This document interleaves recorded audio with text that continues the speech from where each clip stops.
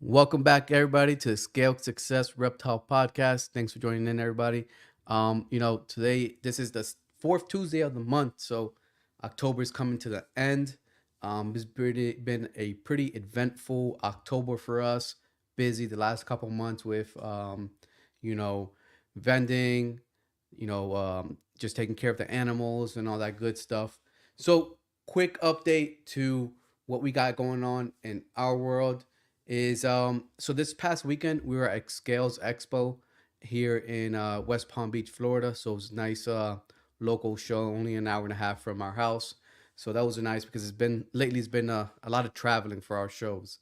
So it was nice to just have a quick drive, being able to go back home at night, and makes it easier. So shout out to anybody that we met there, or people bought our animals at that show, or we just made connections. Really, thank you for stopping by our table, for talking to us. It was a good show for us. A lot of pets sold to first time people, and then some breeding as well. Some breeders, expiring breeders as well. So that's always a good, when you have a mixture of both. And what else have we got going on? I'm trying to think.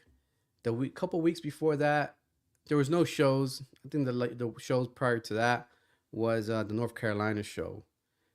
So we had this one, and then next month, November, I'll tell you guys right now, November 9th and 10th, we'll be in Tampa for the Tampa Repticon. Again, vending with our good friends, Vienna Reptiles, Emilio and Paul from For Real 3Ds.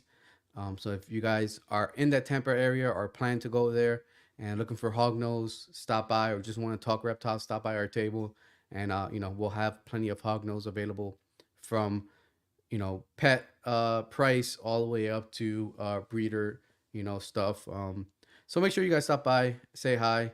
I'm looking forward to it. This will be first time vending Tampa, so I've heard good things about it.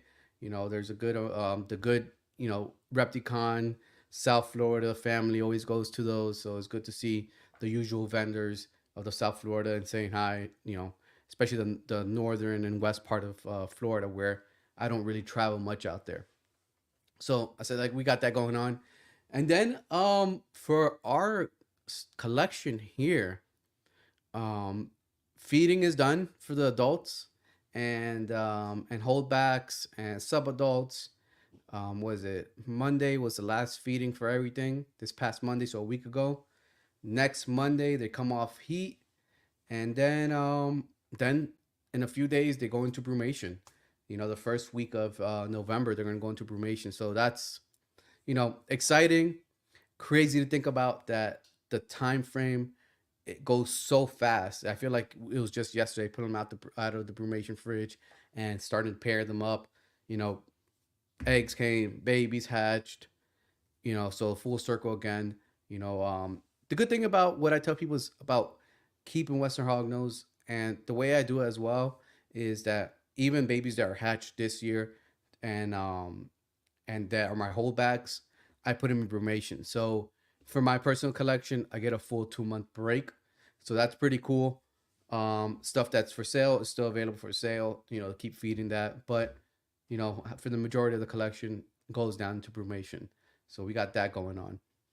Guys, if you are new to tuning in tonight, and first time tuning in, make sure you subscribe, hit the like button, make sure you guys support the channel. And if tonight's guest is Matt from SaSobek Reptiles. His link is in the description below, so go make sure you go follow him. His link tree to his YouTube, his Morph Market, and his Instagram. So that going on. And let's say a quick hi to everybody in the chat. We got Ro. What's up, family? Thanks for joining in tonight, man. Appreciate it. Obi-Wan Cannoli. That's funny. That's a good one. Yeah, we're here for the Monkey-Tailed Skinks today. Chris, the Neurofy Exotics. I know you're here for the Leopard Geckos. My daughter joined in today. Bohemian Exotics, Carissa. What's going on? Thanks for joining in tonight. Guys, if you guys through the live have any specific questions for Matt about the Monkey-Tailed Skinks, Leopard Geckos, or any other species that he keeps, make sure to drop a super chat, and let's get the chat going on. Make sure to subscribe and like. And before we bring on Matt, let's give a quick shout out to our sponsors and partnerships for this year. I want to take this moment to mention and thank our sponsors and partnerships. Sea Serpents is our official sponsor, known for their exceptional customer service and top quality. They offer a wide range of PVC racks and incubators designed to meet the needs of every reptile enthusiast. Their products are built with durability and efficiency in mind, ensuring your reptiles have a safe and comfortable environment. Whether you're a hobbyist or a professional breeder, Sea Serpents has the perfect solution for your growing collection. Want to take your reptile husbandry and record keeping to the next level? Use our exclusive code Clover60 for a free 60-day trial of Husbandry Pro, an all-in-one reptile tracking software that will streamline your reptile care routine. When it comes to shipping or receiving our reptiles, Ship Your Reptiles is our top choice. Trust them to handle your reptiles with care. Use code CLOVERS15 to save on your next shipment. Feeding your reptiles a varied diet is essential, and Reptilinks offers raw, whole-prey reptile food trusted by the best zoos and keepers in the industry. Use code CLOVER to save $5 on your next order. Thank you for your support. All right, guys, as usual, make sure you guys go support our sponsor, especially Chris, Sea Serpents, behind us, Sea Serpent Racks and all that stuff. Great person, great, supporter of the hobby, and any other company that we shout out, we personally use. So if you guys have any questions about it, hit us up on the DM in the Instagram, or just put a question here and I'll answer it. Also, for Husbandry Pro, realize I need to update it. The new code is Clovers 60. So it's Clovers with a S 60, all one word, no spaces. So go check that out. It's most of the people that have gone and done the trial haven't looked back and just signed up. So without further ado, let's bring on Matt.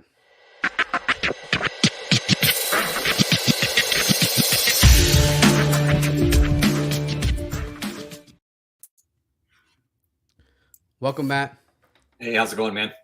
Good, man. Thank you for taking your time and joining us tonight. I know you were, it's pretty close once you get off work and getting on the live, so I really appreciate that. Yeah, no problem at all. Um, you know, Before we start off, you were at the show this weekend at Scales Expo. Yep, I You was. know, um, do you usually do a lot of shows in South Florida and stuff like that, or is it rare for you to do shows? No, I actually do quite a bit of shows in Florida now that I'm down here. I Hmm. probably do at least one a month, but a couple weeks ago we had that stretch where there was 3 weekends back to back to back. Yeah. So it all depends on the Repticon schedule. I usually do most of the bigger Repticons, and I do Daytona. Might start venturing to Georgia here soon, but we'll see what happens. Yeah. Okay, cool. So definitely keep, if you guys are in Florida, keep an eye out for Matt and, his animals that he has up for sale. Um, you know, what I'd like to start off is, the origin story, the background of, how you started into the reptile world. Just give us a quick overview and like how did it how did you choose, leopard geckos and monkey-tailed skinks? Oh, I mean, this is a really, really long, drawn out thing, but Yeah. honestly, it all started with a betta of all things. Um, Okay. Whenever I was younger, wanted to fish, got a little blue betta. That turned into, I wanted to get an aquarium. That turned into having about 15 in my bedroom. And I was breeding African cichlids at the time. And the local pet store, I'd be in there all the time. And whenever I turned 16, they offered me a job. I worked there for about 4 years, and then went to the military, and then wanted something for my dorm room. And while I was working at the pet store is kind of whenever I started to get into reptiles a little bit. And, that was probably the, late 90s, early 2000. And back then it was like the Wild Wild West. You could get anything. And I actually remember, the first monkey tail skink I ever worked with was probably back then. and they were just mean as hell. Like, and because they were all wild caught, like Yeah. they were there for the past couple years, and they were just really upset and not wanting to be there and stuff like that. But that's where I kind of got into reptiles, is working at that pet store, and then went to the military, and wanted something for my dorm room, and that's where the leopard geckos started. I got like 2 leopard geckos from Petco, and then I started doing my research on them. I saw like all these cool mutations and stuff like that, and then actually, started buying stuff from my mentor. Well, he turned out to be my mentor, Alberto from A&M Gecko, and that was probably 2005, 2006 ish. And then I had a house fire where I lost a bunch of leopard geckos, and he basically made me an offer that was, he couldn't produce enough at the time. So he was like, if I teamed up with him, we would split the profit 50-50. And then that's kind of where, like, I was getting ready to get out of the military at that point, and I was like, Mhm. oh, well, I'll just try this, see if it works. And then, that kind of, one thing led to another. And then, eventually I ended up buying Alberto out. I actually lived with him for a while. And then, once I bought him out, like, it kind of, actually, I probably started doing some of the social media stuff before then, while I was still living with him. And then I moved to Pennsylvania, and I took the collection with me, and it just wasn't working right as a business. And he wanted to get into other things. So, like, I ended up just buying him out. And then that's whenever it became like totally mine. And Okay. then, yeah, then it got crazy. Producing a lot of first of their kinds in the world. I brought in the white and yellows from Europe, and that was a pretty big thing back then. And then that probably leads us to about 2014, where I went through a really bad divorce and got depressed and all that stuff. And the business kind of failed pretty miserably at that point. And I was out for a couple years, and started working at AZA zoos and started doing the zoo thing. And then actually during COVID, I had reached out to a guy that was doing a podcast about leopard geckos, and was like, hey, if you ever want me on the show, like, I'll do it. And we ended up doing like a 10-part series, and that's kind of where it got me back into doing leopard geckos again. And that's kind of where we are today, with me producing 1,300 leopard geckos a year again, and having a pretty big collection for most people, that I just kind of have and work on, and then Yeah. work full time. So it's a lot of work for sure. Yeah, man. And what branch were you in?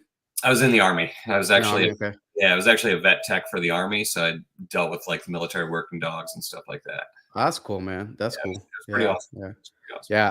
Yeah. Myself and my wife were both Marines and stuff like Oh, that. So yeah, so man. I That's a gotta hide the crayons from you then, right? yeah, that's right. Only the purple ones. Only the Oh, purple the ones. purple ones, okay. That's a pretty cool job, a vet tech in the military. Not to go fully off topic, but I remember, when deployed to Afghanistan and Iraq, we had some of the working dogs that would, search out the IEDs and stuff like that. Yeah, So that's a pretty cool, man. yeah. How long were you in the military for? I was in for 4 years. For 4 years, and you got out. Okay. Yeah. Yeah. I tell people, it's like I joined straight out of high school, and then forgot about reptiles. And then recently in the last couple of years really dove back in now with my daughters. And I always think about, it's like, man, if I would have had reptiles in the barracks and stuff like that, it would have been pretty wild, actually. You Yeah, know. I actually got caught with my leopard geckos in the barracks, and they weren't too happy about it. So Yeah, I can imagine. then I Yeah. had to, get my own place and have them and stuff like that. So Yeah. Yeah, man. And then because you said you moved to Pennsylvania. Originally you're from Florida? no, originally I'm from Pennsylvania, Okay. and whenever I was in the military, I was stationed in Connecticut, and then moved back to Pennsylvania, then to move to New York, then back to Pennsylvania, then to Connecticut for a while, and then now here in Florida. Gotcha. Okay. Yeah. Gotcha. So Gotcha. yeah, it's Yeah. kind of funny bouncing back and forth from Pennsylvania to Connecticut. So Mm, gotcha. Yeah. And then the partnership thing is very interesting because you don't see it too much in the reptile world, right? How did you balance that? so basically, Alberto developed a mealworm allergy, and he couldn't work on the collection. He couldn't feed the animals. Mm, So he was doing more of the business side of stuff, and then I would just be working on the animals. And at first, we had two separate collections, and then whenever I moved to New York, we just put the collections together, and then I could work on the whole thing. And then whenever I moved back to Pennsylvania, I took the collection with me because he couldn't work on it, so it was one of those things yeah. that he kind of was still doing like the website and the business side of it. But then it just got really hard because like I would have to take pictures, and then it was one of those things that he didn't have easy access to the animals, so it just became a little bit rougher. And then he ended up actually getting into uh, thumbnail frogs, and he's got one Okay. of the coolest collections of thumbnail frogs in the country. He's actually the only one that's legally allowed to import them from Colombia. Oh, that's So cool. that's a pretty big deal. Yeah. Yeah. So That's pretty cool. he's real big in the frog community. Okay. So you had the leopard gecko trajectory happen because of the partnership and all that stuff. Now, when do monkey-tailed skinks really become a part of your world? I've always like really liked them, and then Mhm. working at zoos and stuff like that, I've had the opportunity to work with some. And then probably right around COVID is whenever it started. And I remember getting like my first pair, and they were just babies, and I was raising them up, and we were getting that COVID money, so I just started buying up more and more of them. And I mean, I came to Florida with probably there was probably like 15 or so whenever I moved to Florida, and now there's more. Yeah, I got you. You know, um, so it's recently. What year did you move back to Florida? I moved here 2 years ago. Gotcha. Was it work related and stuff like that, or Actually, was it just? my ex-wife and my son moved down Mhm, here, mm, and I was like, "There's more job opportunities down here for me." So I was like, "Yeah, I'm moving too." I was like all about it, yeah, and so like now all of us live down here. I live about gotcha, an hour away from my son, and gotcha. it's awesome because I get to see him and hang out with him, and you Yeah. know be a figure in his life, which I definitely wanted to do. Nah, that's important, man. And Yeah. then, so you mentioned you're in the zoo world now, right? Yes, yeah, I'm in the zoo world right now. I work at a pretty well-known AZA accredited facility in Central Florida that I Okay, can't gotcha. say where I Nah, work got at, but I can talk yeah, about my job. Yeah. gotcha. How did you get into the zoo world and stuff like that? Honestly, it started probably back like whenever I was going through my divorce and stuff like that. I was really good friends with Brian Barchek, and we used to talk all the time. And he was like, this industry like is one of those things where it's always going to be a pyramid scheme, and it's one of those things where sometimes having a large collection just doesn't actually make it profitable, if that Mhm, makes sense. mhm, And we were going through an economic like downturn at the time, and he was the one that kind of told me to like kind of branch out and do something else just as something to fall back on. And that's whenever I kind of got into the zoo field, and from there kind of worked my way up, got experience, and which is really hard to get in a lot of places in the zoo field. So me being able to be at the facility that I'm at now is like a really big deal, and it's actually really really cool. mhm, And a lot of people have to get like a degree in it and stuff like that, and I don't have a college degree. So mhm. mine is more experience based, and it's just been a really cool fun ride to work at zoos and work with different species that we can't get. Like currently I can at my job that I work at now, like we have Komodo dragons, and you can't work with that stuff in the private sector. Yeah, So yeah, it's really cool to be able to work with some stuff that I normally wouldn't get a chance to work with. And mhm. then I still have my collection at home to do with, what I see fit. So. Yeah.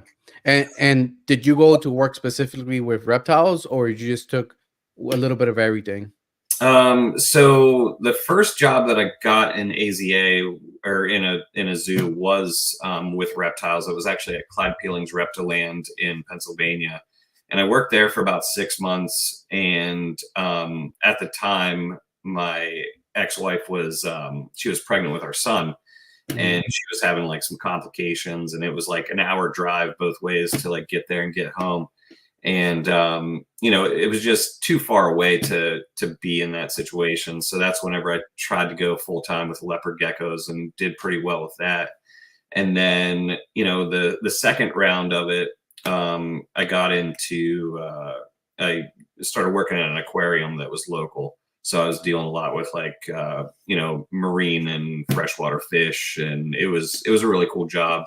And then they did have some reptiles there that I helped out with as well. Gotcha. Okay. So, having a full-time job, working with animals at your job, coming home and working with more animals, um, how do you balance that? And does it ever get like tiring? Oh yeah, yeah, it gets tiring. Like Yeah. so at the facility that I work at, we work 4 10-hour days.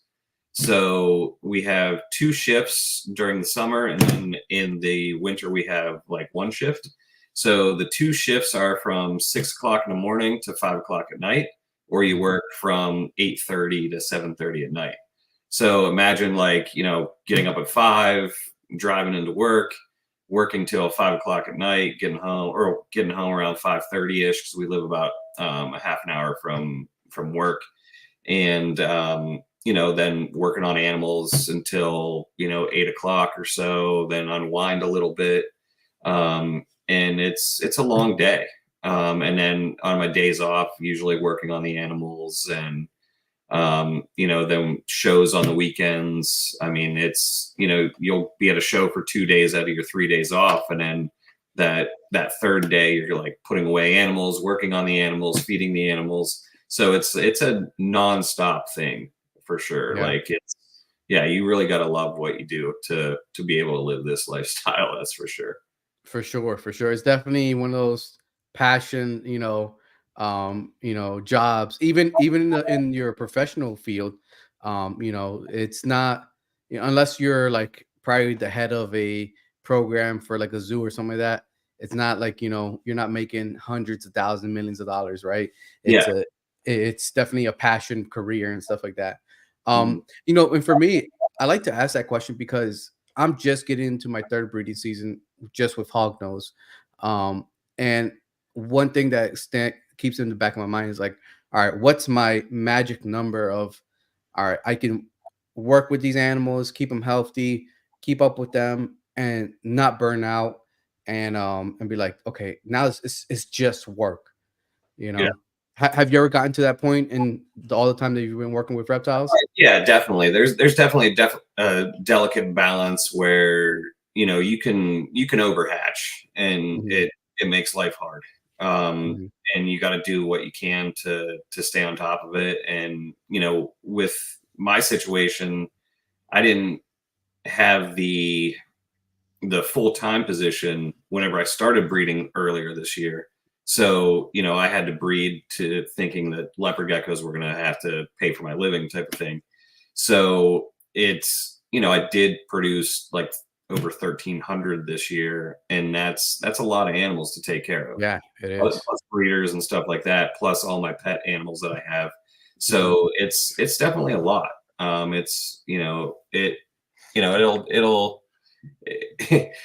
there is a magic number that like you don't want to go above, and you don't know what that is until you hit it, Till you basically. hit it, yeah, Yeah.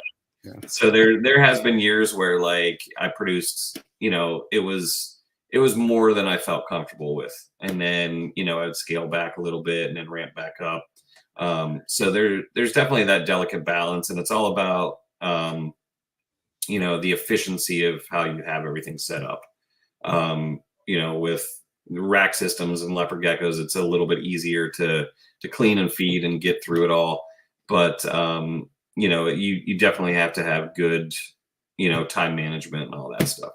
Yeah, yeah, for sure, man. And like with the monkey tail skinks, for people that like aren't familiar and might be watching or watched the replay, can you explain to them what is what is unique about monkey tail skinks, compared to other skinks? Monkey-tailed skinks, in my opinion, are one of the coolest reptiles you can have. I mean, I'm biased because like I Yeah, think they're quite amazing, but they live in family groups. They're super intelligent. Um, they they make a noise, which most people don't know that they actually make noise. They communicate by tongue flicks.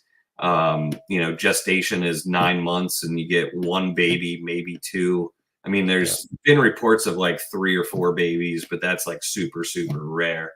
Usually it's one baby at a time. And, it takes a long time to raise them to breeding size. It could take like, 5, 6 years, maybe even for longer. both male and females. Males are a little bit sooner, but I mean, Okay. a female up to size. I mean, people have done it faster, but Hmm. again, it's one of those things like, is that healthy to get them up faster? Correct. And some will have it a little bit sooner. A lot of times, like first year females, whenever they are breeding, they'll slug out. They'll just have a slug instead of an actual baby. Even when you do get a baby, there could be issues with social dynamics with the group. If they're young parents, they could kill it. Hmm. So it's not easy. And, you know, Yeah, whenever you're producing one at a time, it's not like a get rich thing whatsoever. I mean, it's definitely a passion thing. yeah, Because, if you're lucky, you get one baby every 2 years. I mean, some people will get a baby every year, but like yeah, usually it's every two. And I mean, and then you got to keep it with the parents to get socialized for about a year. So, it's not one of these things where, you're pumping out like, 10 to 20 of them a year from a single hmm, female. Like it's a very slow yeah. process. So I'm guessing that's one of the probably one of the main reasons that they're not as common in, I'm gonna say popular because I think they are popular, but not as common to see them in the reptile hobby.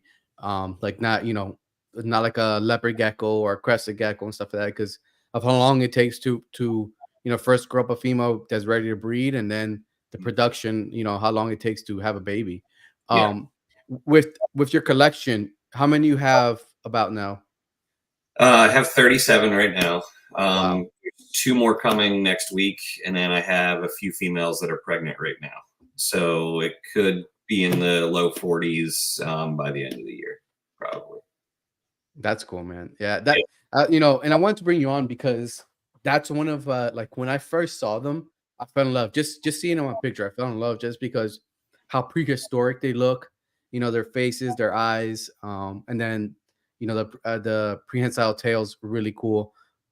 With that tail, how much do they use it? They use it all the time. Like Okay. it is very muscular. They use it all the time. And it's, they can literally hang on to something with their 2 back legs and their tail and have the rest of their body like straight out. Wow. It's a very sensitive, very strong appendage, basically. Hmm. Just like a monkey's tail. I mean, they can, it's really, really cool for sure. Yeah, and they're from the Solomon Islands, correct? Yes, they're from the Solomon Yeah, Islands. yeah. Yeah, and So then there's a bunch of different localities on different islands, but it's one of those things that there's still kind of debate on like which ones we actually have. And there's some people that are a lot better at it than other people about like kind of mhm, picking out like where they probably came from.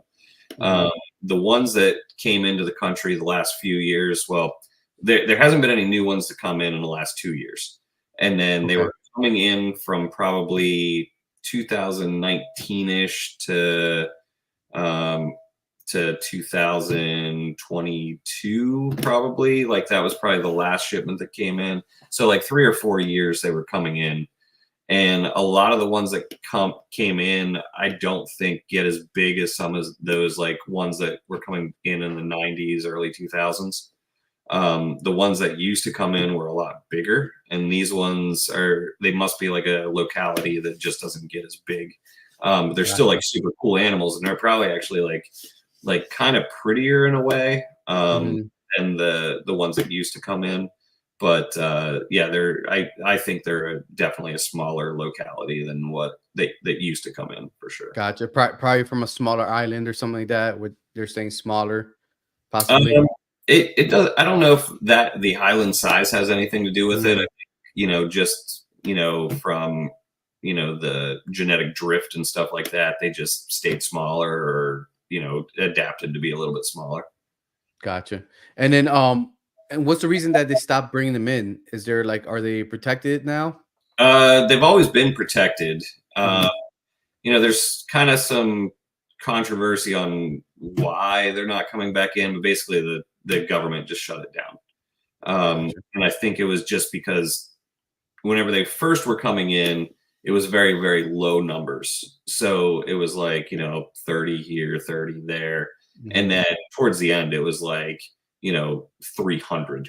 You know what I mean? So like it was, I don't think 300 in a shipment, but like, a couple different shipments added up to about like 300 of them. So it kind of, got a little bit out of control. And then the government was like, no, no more. So Gotcha. And with your collection, how much is captive bred and wild caught? Um, probably only like two of them are technically captive bred. A lot of the ones that came in, they said that they were like farm raised and stuff like that, but we all know Hmm. that that's what that is what it is. Yeah. That's them just taking babies from the wild and selling them. There's a couple animals in my collection that probably have been in captivity for 20 years. Those are some of the bigger ones that I have, and so they've been in captivity for quite a long time. I think a couple of my bigger adults they said were actually like captive bred babies here in the States from those old lineages.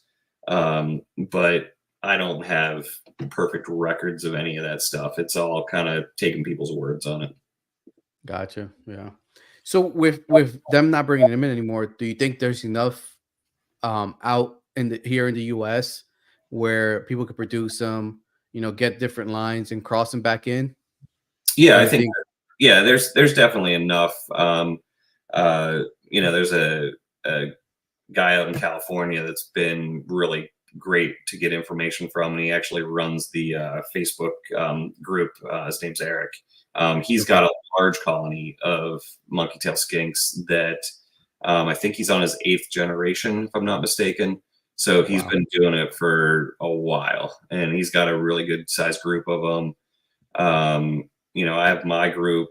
There's a couple other people that have like, you know, 10 to 20 ish of them.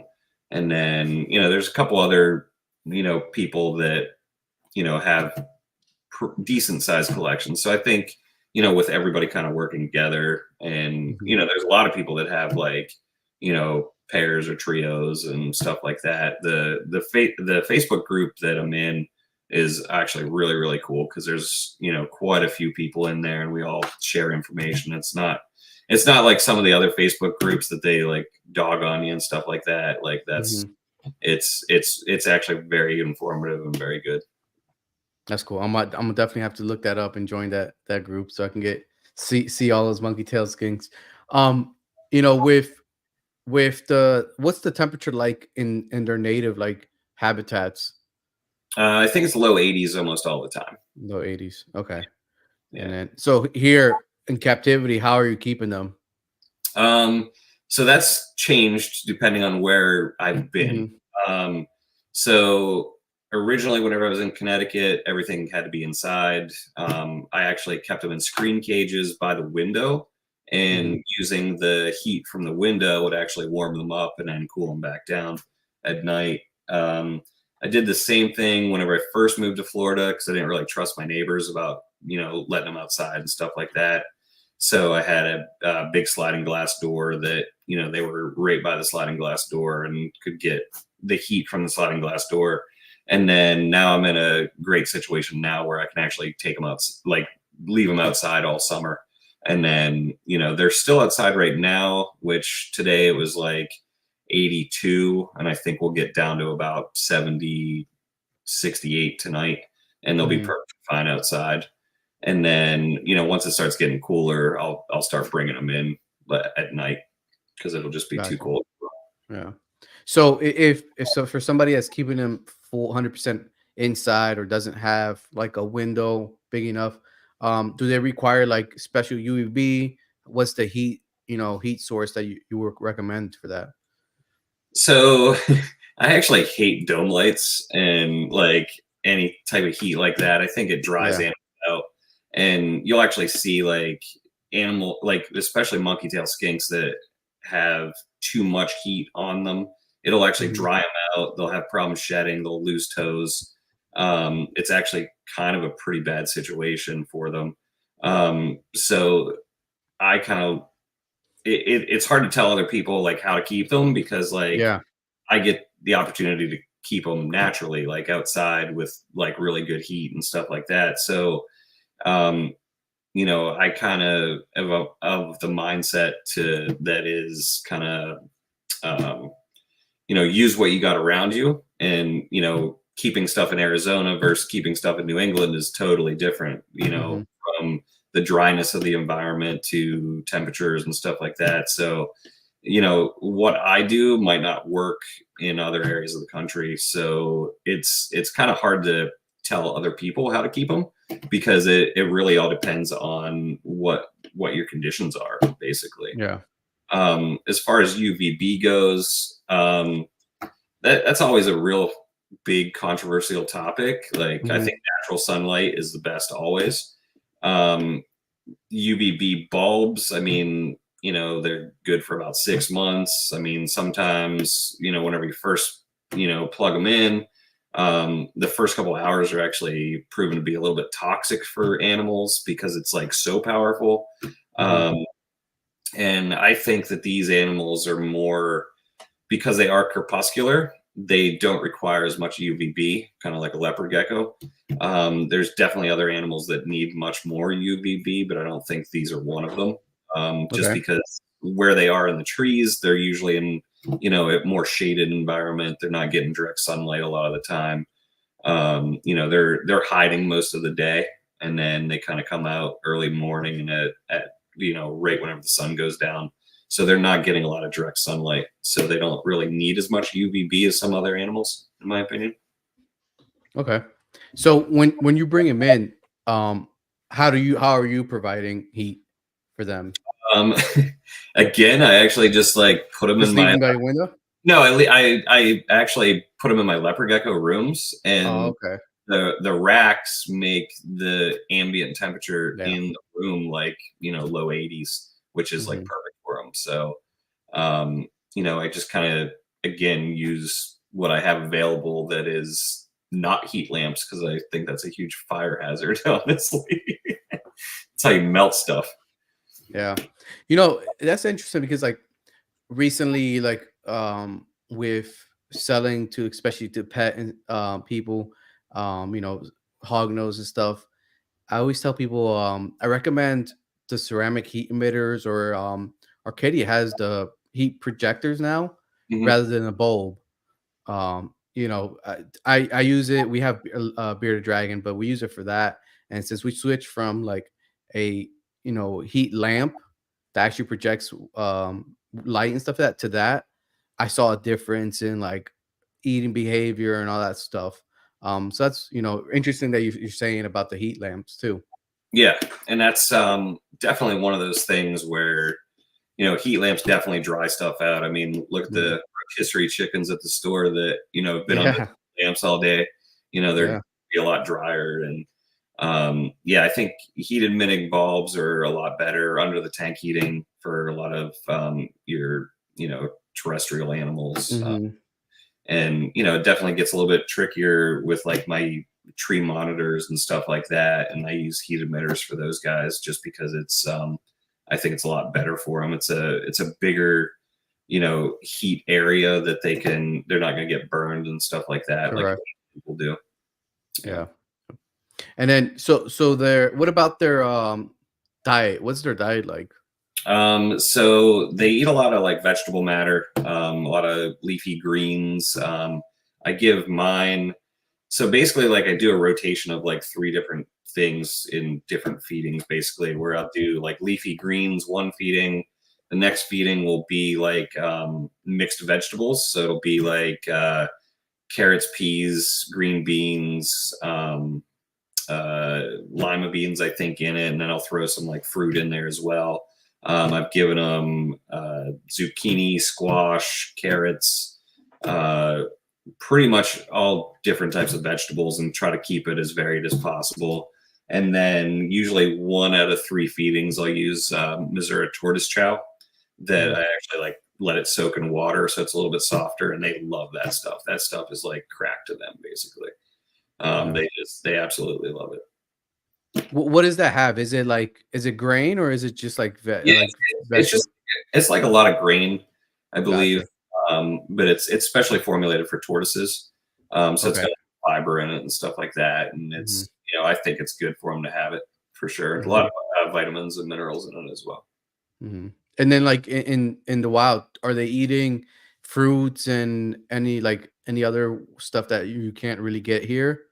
Uh, so, Or so what from like my like research that I've done, which I haven't went to see them in the wild or anything like hmm. that, but they say that they live in strangler fig trees. Hmm. So they'll eat the leaves off strangler figs. They'll eat the pothos that's growing up it. Uh, they'll eat the berries off the fig tree as well. Um, I've heard that like they really like mango and stuff like that. I don't know if there's mango there, papaya. Gotcha. I feed mine mango and papaya here, and they love it. So yeah, I don't exactly know the specifics of what they eat out in the wild because I've Hmm. never been there to actually see it. And they're very understudied like species. It's not like a lot of people have done a lot of research on them. So even like some of Gotcha. the books that came out, back in the late '90s and stuff like that, like a lot of it is kind of guesswork. And they even say in the books, like, well, we really don't know, but this is what we think. So it's one of those things that they're species that there's not a ton of information out there. That's why the Facebook group's really good, so that people can bounce ideas off each other and stuff like that. Yeah. Is there any like specific food that you want to stay away from? Any greens and stuff like that? Um, Trying to think off the top of my head, I kind of feed them stuff that like I've fed other animals like at my work situations Hmm. where those have kind of went through dietitians and stuff like that. So I kind of try to stick towards that kind of stuff. Um, Gotcha. I don't know exactly if there's anything that would be like toxic to them. Hmm. Most animals can't eat pothos, but they love it and they can handle it really well. Which pothos isn't really toxic. It's that there's these little microcrystals in the leaves, and that's like an irritant to like dogs and cats, but it's not to these guys for some weird reason. Cool. Okay. That's interesting. Like you said, like for most reptiles, you want to stay away from it. From other animals, you want to stay away from it. So Mhm. that's interesting. Um, how are you keeping them like naturalistic? Are you doing what's your cage setup like? Um, it's almost simplistic, um, Okay. for ease of cleaning and taking care of them and stuff like that. But Hmm. it seems like almost like super simple is actually like super good for them in a lot of Hmm. ways. So they like to hide, and so I use a lot of cork bark tubes. I use the black plastic like irrigation tubes Okay. you can like bend and stuff like that. Like there's a lot of those in there.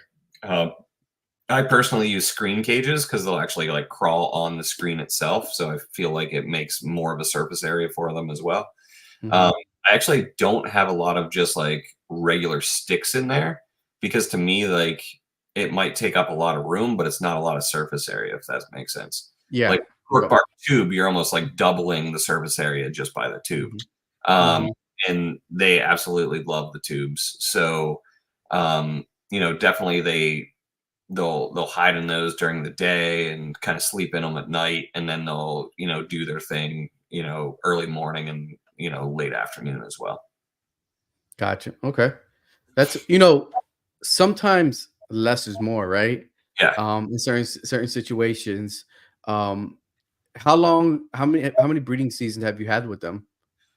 um I've had some that were younger for Mhm. since 2019, but they weren't like they are just old enough now that I might get a baby from them. Mm. So, it takes quite a while. I've had so far one viable baby, but I've actually had three that weren't viable. Um, Okay.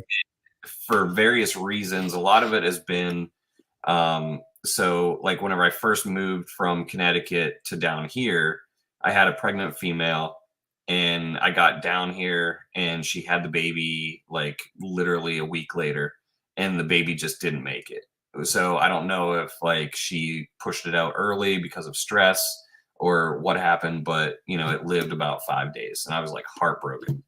And then she has since had another baby, and that baby is perfectly fine. It's super healthy. And I actually was getting kind of worried because I was getting ready to move and I knew that she was pregnant. And I was like, no, like if I Not move, again. Yeah. yeah, exactly. Because it almost takes them like 2 years to kind of settle into an environment and then Mhm. be able to like have a baby in a lot of aspects. So I don't want to move them around a whole lot. And yeah, like she had a perfect baby about a month before I had to move, and like the baby's fine now. I've gotten another trio that basically the lady like just wanted them to go to a good home. I had them shipped to me, and about a month later, um, one of the females had a stillborn, and then like she was actually pushing out yolk for about a week, and I was like, oh, this is really unusual, and she Mhm. ended up passing, and I did a necropsy on her, and she had like this huge like undeveloped yolk inside of her that was rotting, that Oh, like wow. it was just bad luck kind of thing. Yeah. And for whatever reason, like just she wouldn't pass it, and it made it not good for her. And so that was the second bad incident. And then just last week or the week before, it was about 4 days before the hurricane came. I had a young female, would have been her first baby, that she actually pushed out a yolk, and then the next day she pushed out a stillborn that the rest of the animals in the colony actually ate all but the head. So that was pretty disgusting finding that. But I'm pretty sure that it might have been due to the hurricane, like different pressures that Mhm. she thought she had to abort it and basically pushed it out early, or pushed the yolk out. And I think pushing the yolk out, it killed the baby. You know how they can kind of bleed to death if Yeah. the yolk becomes unattached. So I think that's what happened with that one. But like I said, I have a couple other ones right now that seem to be gravid, or pregnant, I should say, and hopefully we'll get some good babies out of those this year. Gotcha. Is there a specific time of year they're breeding, or is it just all year round whenever it happens? So they can have babies anytime during the year. I saw the most activity from mine breeding back in like February, March, April timeframe. Mhm. So with a 9 month window, like the babies should be happening soon. And judging by how big that stillborn was, it was pretty close to being full term. Maybe like less than a month shy of it. Oh, So wow. I think soon I should have a few more viable babies. Gotcha. Yeah. And for how long the gestation period is, especially like you said, like a month out for it to happen like that. That's rough, man. Yeah, Um, and you are, keep going and stuff like that. It's part of it. I tell people like even with the snakes to delay the eggs, not all the eggs are gonna make it. Not all the babies that hatch out of the eggs are gonna make it. It's just part of nature, right? Yep. Yep. Yeah. With the breeding and stuff like that, because one of the other big things that really caught my eye and my interest, monkey tails, is that they're what's called they can live in groups and stuff like that. Um, are you keeping yours permanently in groups? So you switch them around? How do you work that? So basically, like what I was told whenever I was like first getting into them was like get babies and then kind of like raise them up together.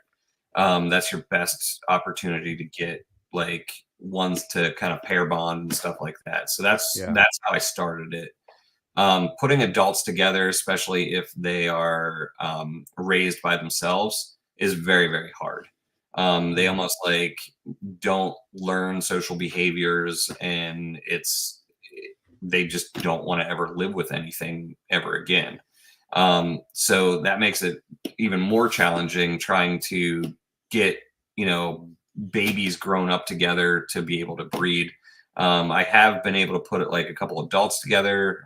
Actually, the one that I got the viable baby from, I got the adult female, um, and she's probably 25 years old, and literally got her, brought her home, was doing an introduction with a male, and literally they bred right away. So it could happen that easy, or they could try to kill each other. So it's very interesting, all the social structures and stuff like that that they have.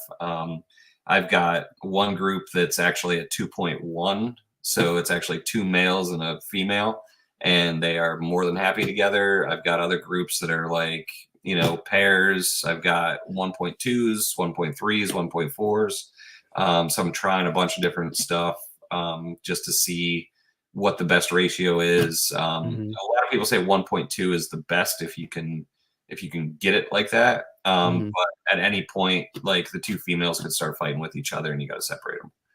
So it's Mm. even females that have lived together for years, like all of a sudden something happens and they hate each other. So it's that makes it also challenging for sure.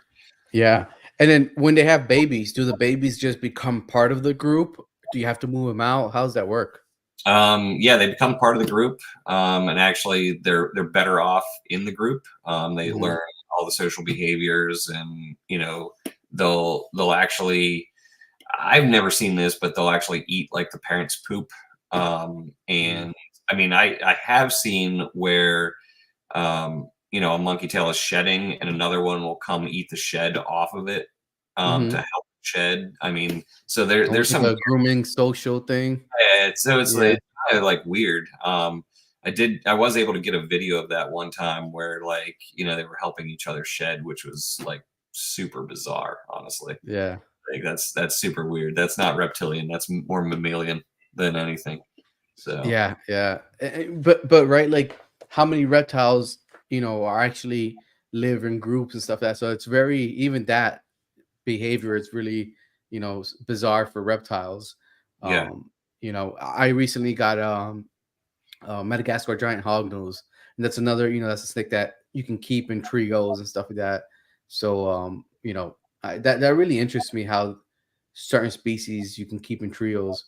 I had a quick question because I've noticed that some of the monkey tail skinks eyes are like either green or yellow, stuff like that. Is that like different specific? You think maybe localities, or is it how does that work? It could be localities. I'm Hmm. not really an expert on that at all. Hmm. I think from what Eric was saying that usually the eyes will be the same if as the parents, so there Mm. probably is some heredity to it. Hmm. I definitely haven't had enough babies to be able to tell you. I know that the baby that I do have came from like darker parents, and it definitely looks like the parents. um, Okay. so I'm sure that there is some sort of genetic inheritance about it, and it might even be like a locality thing. The eyes actually might even change over time as well. I mean, I've heard that they could go from like it might be light green whenever they're younger to like a dark greenish color. Hmm. There are animals that have like black eyes. So there's definitely a lot of variation in the eyes. And we don't know a lot about a lot of this stuff because nobody's really worked on it, that Hmm. long of a period. Yeah. And I think a lot of the animals that Eric has are, kind of started from a foundation stock. So there really hasn't been a lot of outside influence from a lot of his animals as well. Yeah. And there haven't been any like speculation of morphs popping up and stuff like that within them. There was like a Exantic that Underground Hmm. had. They had a pair of babies that were more grayish black with black eyes. Hmm. But as far as like mutations, there really hasn't been any that have been publicly talked about. I mean, there's definitely variance in how these animals look from having more black little dots all over them to kind of some of the banding is like a little bit aberrant to different colors. I mean, like you said, like different colored eyes. Like some of them have Hmm. yellow eyes, some have green eyes. I've seen black-eyed ones. That could be locality, but I haven't studied them in a while, so I wouldn't be able to tell you really Yeah. about any of that stuff. Gotcha. Yeah. And now, with is there any like pecking order, any hierarchy within the groups that have you Oh, definitely. noticed? Yeah, Yeah. definitely. And I feel like, there's definitely the dominant male, but I feel like there's more so like a pecking order of females for sure, Mm. where there's like kind of like an alpha female as well, and then kind of everybody else has to be kind of subordinate to it. But each group is totally individual. Like I have one male that wants to kill me every time that I'm even near the cage, and that's kind of unusual. I mean, it could be, you know, the life experiences that he's had, but I've Mhm. got other animals that are super sweet that like just want to kind of be interact with you. So they're all very very different, have very different personalities, which actually makes it even cooler that like you could have such a wide variety of personalities. I mean, you'll have ones that are more outgoing, and that almost like shows the other ones that it's safe to come out and stuff like that. I've seen that happen where you have an animal that's more outgoing, it comes to try to get food or attention, and then all of a sudden you'll see the other ones trying to do it as well. So like they definitely learn from each other. Mm. That's the cool part about having like all the screen cages is they can all see each other, and I've seen them like communicate through the screen. And they're just one of the coolest species, honestly. Yeah. Like, Yeah. No, and I think I saw a video that your screen cages are pretty close to each other, right? yep. Is there any issues with one group with another, it being so close? No, like they don't try to attack each other through the screen or anything like Mhm. that. Like there's no issues. I've got one big female that I tried putting a different male with her, and she tried to attack him, but like Mhm. is fine with the male that she's with. So there's a lot of like you know, definitely picking your own cage mates in a way. A lot of times, whenever I was getting them, I would get like groups at a time and then kind of put them together and then just keep them together. Which, at the end of the day, I might have to move some of the females out. I mean, I had this one group of 5 animals, and then I got a smaller animal to put in with them. That was just like the closest in size group that I had to put it in, and they kind of bullied it. And I Mm. ended up pulling it out and putting it in with one of my adult pairs, and the adult pair actually like adopted it and let it live in the cage, and it lives in there now. Like they had a baby and it lives in with the baby, and everybody's perfectly happy together. So it's very very strange, all the social dynamics. And you know I've seen females go after each other more than males. Like it's almost like the males don't really even care about each other Mhm. um, in some aspects, but then they definitely can get a little upset with each other as well. So it's really like individual. Each individual animal is like totally different. Yeah. It's see, stuff like that adds another layer to keeping, right? Like be able to observe something like this, seeing that the animal's not getting along and then moving him around or whatever the case may be. How did you have any like drawbacks trying to figure this out when you first started keeping them? Yeah, I mean, you got to make sure that the animals are fine together. I mean, that's the Hmm. biggest thing because you don't want anybody to like, kill each other or whatever. Yeah.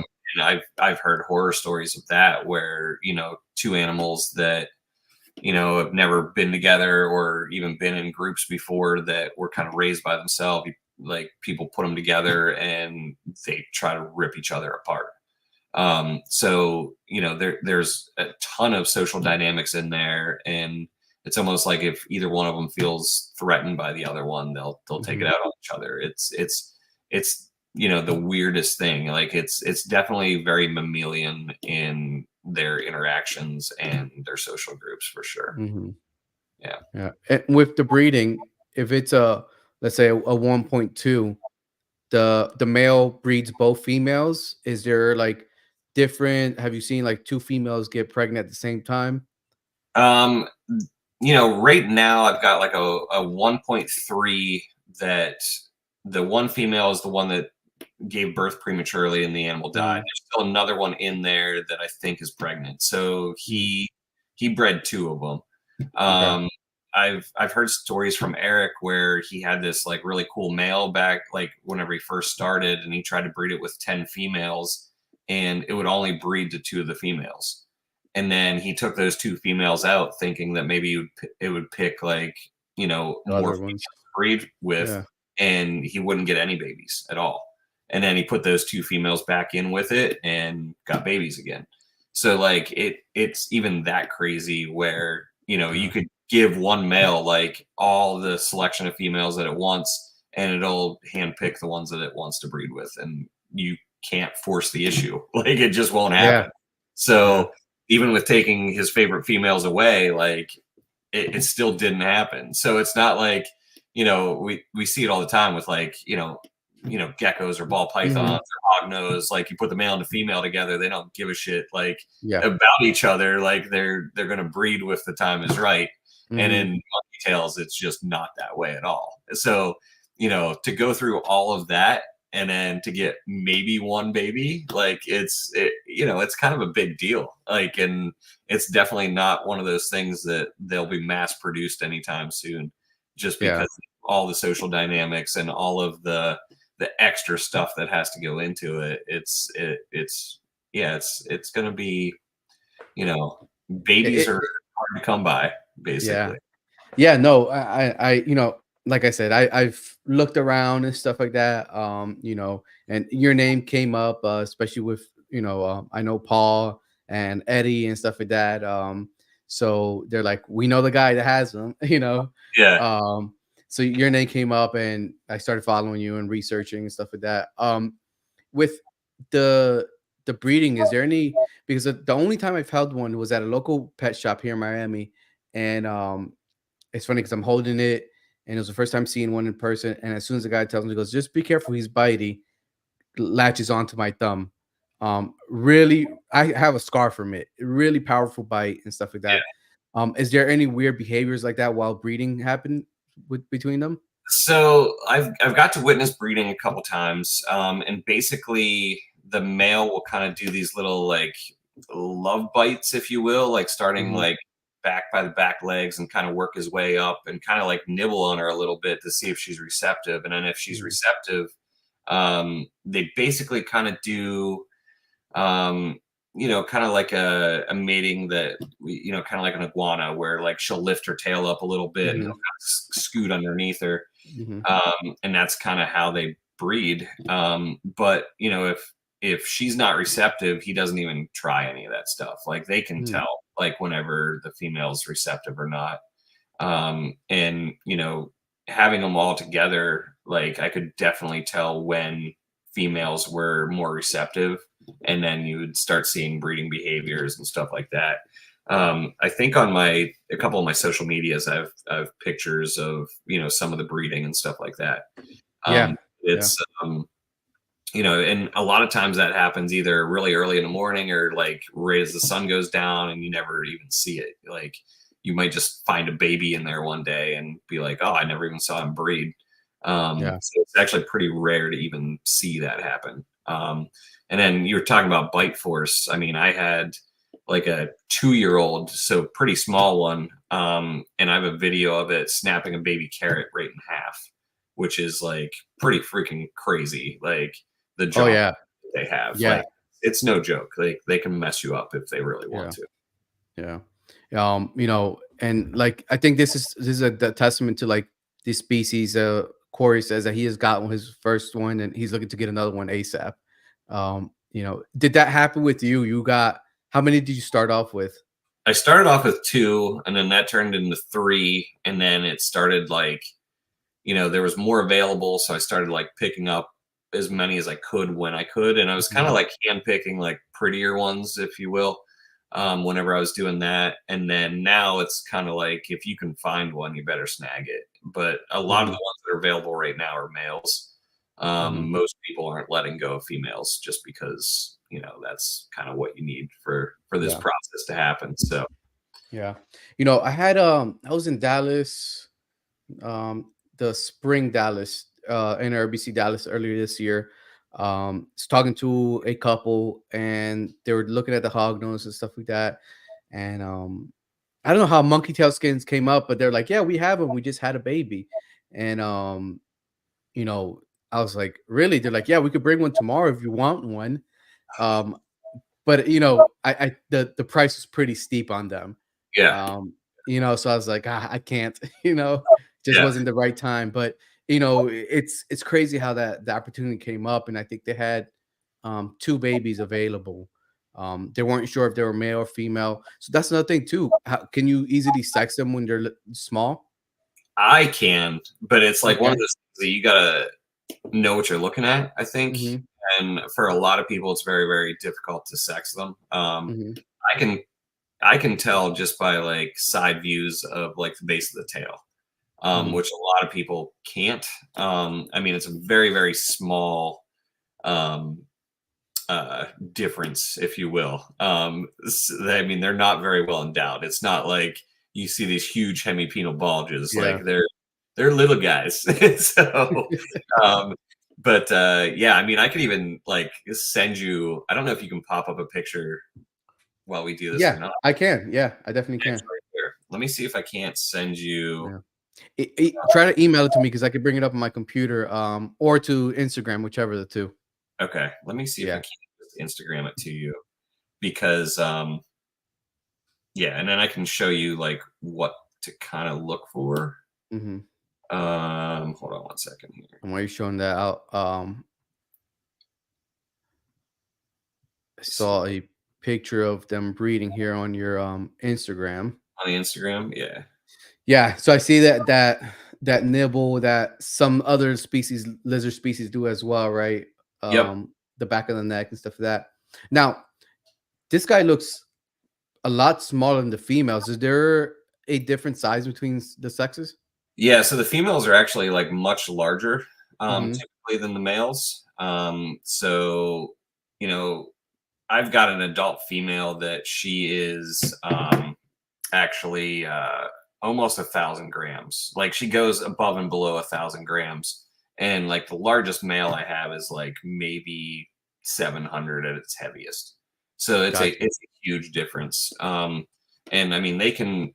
So working at like an AZA zoo, I have access to like what we call ZIMS, which is a database of what other zoos and stuff like that have. Hmm. And I went and kind of looked up, what the average ages were of animals that were breeding and how old were the oldest and how young were the youngest, and what was the average like size of the female whenever she was like had the baby versus like before she got pregnant type of thing. And from what I was seeing, females almost have to be pretty close to 500 grams, if not more. to even have a baby. And then whenever they have a baby, it's anywhere from 60 to 100 grams itself. So it's like a huge portion of its like overall body weight. And I think the youngest one I saw, like whenever I was doing that, was I think like 7 years old. But I saw females that were like 35 still having babies. Wow. So if they're still having babies at 35, there's always that like time frame after they no longer can reproduce, that they still live for a little bit longer. So I mean, they could live maybe 50, 60 years. Um, Yeah. just by you know, kind of figuring it that way. I mean, I know they can live into their 40s pretty easily. So, I mean, I don't think it would be unheard of to be able to have one for 50 years. See, and that's another cool thing, like getting to the unknowns, right? On life, real life, lifespan, if there's a difference, how long they can breed and stuff like that. With the size of the collection that you have, you're starting to, you're going to be one of those people, if you continue in this, is be able to like put your input into that, information and stuff. Mhm. Um, with other than the Facebook group, is there any other major like information, like any books or any sources that people can research? No, honestly, like that's probably the best source of information that's Mm, out there, because a lot of the books, like I said, they were written back in the 90s, mm-hmm, and there really wasn't good information on them back then, because they were just getting imported, by the hundreds, and they were going for like 25 bucks a piece and stuff like that. So, it was, there really wasn't a lot of information back then. I yeah, mean, about how to even keep them, like what the proper temperatures were, stuff like that. So, um, a lot of people had to kind of trial and error it for the most part. yeah. And with feedings, I forgot to ask, was are you supplementing or any of that stuff, like calcium, Um, vitamins and stuff? not really, not like I do Mm-hmm, with like leopard geckos and stuff like that, because I feed them such a varied diet of mm-hmm, fresh stuff that I think, they're getting a lot of their vitamins from that. Plus, like, I feel like the Missouri tortoise chow, like they're getting a lot of vitamins from that as well. So, mm-hmm. I haven't seen any vitamin deficiencies or anything like that in them. But again, it's still like very, very early. Like, it might be one of those things that, I won't see a lot of viable babies because I'm not giving them enough vitamins, or, not the right diet. Like, we're still Mm-hmm. highly in the experimental phase at this point. Mm-hmm. Yeah. With the breeding and all that stuff, is there any like changes you're planning to do like next year? Not really, Mhm, because I had just moved this summer, so like I kind of want to give them a year to mhm, settle in, and then mhm, maybe that next year after that, if I see some things that like that they're not breeding or not producing offspring, um, then we'll kind of tweak stuff and see about like maybe mixing males up and rotating stuff around a little bit, just to see if it will stimulate them to have babies or whatever. But I think I'm gonna yeah, kind of take it very slow, because I mean they're a long lived species. So, um and they are sensitive to change and stuff like that. So I think getting them settled in and really established is much more important than trying to crank out babies. yeah, yeah, man. And like you're saying, it's almost like a rule of thumb, where especially with the reptile world, is if you're moving, you're almost losing a breeding season, or something's going on with them acclimating to the new environment, new setup, and all that stuff. Yeah. Um, especially with how long an animal like this takes to, produce the babies, get ready to be able to breed. Um, how many how many breeders are you gonna have next year? I mean, pretty much all of them, except for like the two smallest ones, should be able to be viable. Mm, So I would actually really have to think about what the actual ratio is, but there's easily over 20 females. It's probably like 20, 4 females. I Mhm. think it's 13.24 is what I have right now. And then with the 2 more females coming, and then whatever babies are going to be here. Yeah. So, there's it could be a potential of like 20 females that are able to breed next year. Mhm. So at this point, are if let's say you get 3 or 4 babies, are you letting them, go, or are you gonna probably hold back to just grow? I'll no matter what babies are produced, they're gonna stay Mhm. here for at least a year, just so Okay. they that social interaction with their Mhm. parents. And, then maybe after that, I'll kind of see what the numbers are and how many I have, how many I want to keep. But I'm like I said, I'm in no rush to move any of them. Like it's not Mhm. like you know, as soon as a baby pops out, I'm like, oh, where's the money? It's Yeah. this like more of a passion thing for me. Yeah. And, it's just one of those things that I want to learn as much as I can about them. And honestly, like one of the main things I want to do is like, really have babies born here and then grow them up and then see like how long it really takes for them to get sexually mature and like because I'm a firm believer in like stuff that is born at a certain location always does better than its parents, Mhm. just because it's used to those surroundings and it's more acclimated to that Yeah. environment. So honestly, like it's one of those things that I probably will end up keeping a lot of them. I'm pretty sure that Eric only sells males. He actually will not sell a female. Wow. So it's one of those things where I might do the same exact thing, and then maybe with males, I'll like trade other people males just to get different bloodlines and stuff like that. But it's one of those things where I would love to have 100 of them. So Mhm. I'm in no hurry whatsoever. That's cool, and about average, what's the pricing if somebody's able to find them? What's the average pricing on I on mean, babies right now? I think on Morph Market right now, like males are between 1,300 and 1,800. I think. Okay. Um, Females, I mean, they're just not available. Mhm. So it would be hard to To be say able to how. give an average. Yeah, I mean, if in stuff comes available here and there, and it gets snatched up pretty quick. But whenever I was buying a lot of mine, they were coming in a lot. They were babies. I mean, I was able to get some of them for like 200-300 bucks a piece back then. So that just shows you how much the market has changed on them, and Yeah. you can't even find females. So probably a female would be 2 grand ish Mhm. if one was for sale. Because a lot of times, like the ones that are going to be for sale are probably going to be a little bit larger at this point, unless somebody's selling a brand new baby. So yeah, I would say that's probably the price range right now. But again, like I don't check it all the time. I check Morph Market all the time just to see if there's anything still for sale. I think there's only Yeah. like 3 for sale right now. So Gotcha. it's a small amount of animals for Yeah. sure. When do you notice the popularity of them going up? Um, that's one of those weird things where they were out of the hobby for so long. I always remembered them and always thought they were cool, but I was Mhm. just never able to get any of them. I think, with the influx of them coming in, everybody that wanted to get them got them.